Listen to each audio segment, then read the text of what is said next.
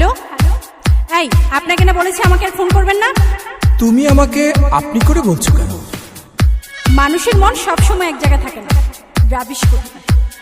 মাইয়া মানুষের মন আজকাল শেয়ার বাজারের মতো উঠানামা করে। হ্যাঁ, হ্যালো ডার্লিং, কেমন আছো তুমি?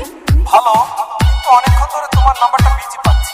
আর বলো না, অচেনা একটা নাম্বার থেকে আমায় ভীষণ বিরক্ত করছিল। রাখো তো ওসব কথা, তোমার সাথে কখন দেখা হচ্ছে সেটা বলো। ভীষণ মিস করছি তোমায়।